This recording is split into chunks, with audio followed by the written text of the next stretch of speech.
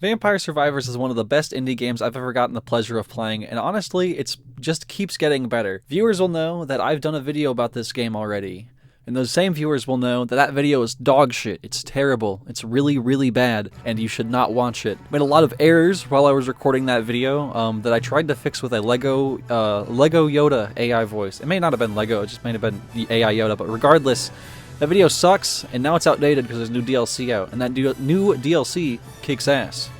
Let's talk about that new DLC and all the shit I fucked up. As of right now, there's a total of 57 different characters to unlock, 171 different monsters, 165 different weapons, 178 different total unlockables, and 16 unlockable secrets, which I didn't even know were a thing in the game, but are.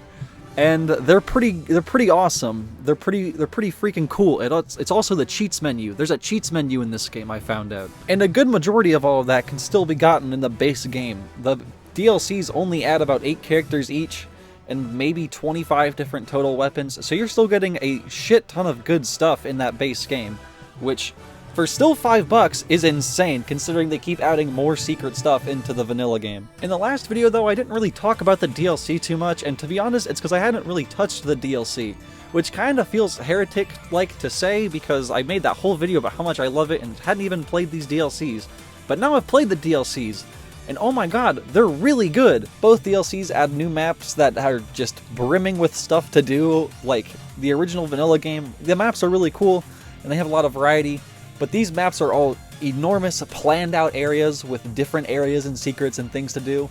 It's honestly really crazy that these are only $2. I really think they could charge at least like maybe $5 for these, but because they just add so much stuff. I'm flabbergasted by how good these are.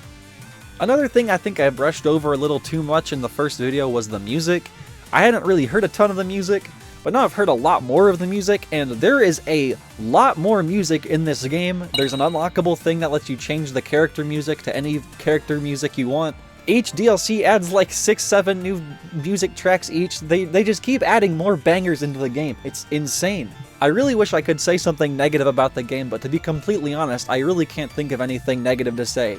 For this price point and what you are getting, I genuinely can't complain about anything in the game. And that implies that there's things to complain about to begin with. This game is just so amazing by design already, it's really hard to even imagine something to complain about. Another big change is one I can't really talk too much about because I don't really know all the details about it, but they've switched the engine, and if the No Clip documentary is right, they've been developing the game in 2 different engines for, like, since the game came out. And it's nice to see that they're working in one big engine to just make everything easier and probably cut more stuff out faster. With that engine update, they've also added a new Switch port, which is the perfect console for this game, and honestly, it's insane that this wasn't out when the Xbox port came out. This game is already fantastic on the Steam Deck, so it just made perfect sense to get a Switch port, and now that there's co-op too, the Switch port just makes it probably the best way to play the game. And the co-op mode is amazing too. I haven't even really talked on the co-op mode. The co-op mode is fantastic. The more players you have, the more it scales your weapons down. But honestly, just with those more weapons, it just feels so balanced and fun, and even with 2 people, it gets incredibly chaotic and it's incredibly fun. And if you have a good amount of friends over, parentheses 4, boot this shit up and have a good time with your homies. You will absolutely not regret it.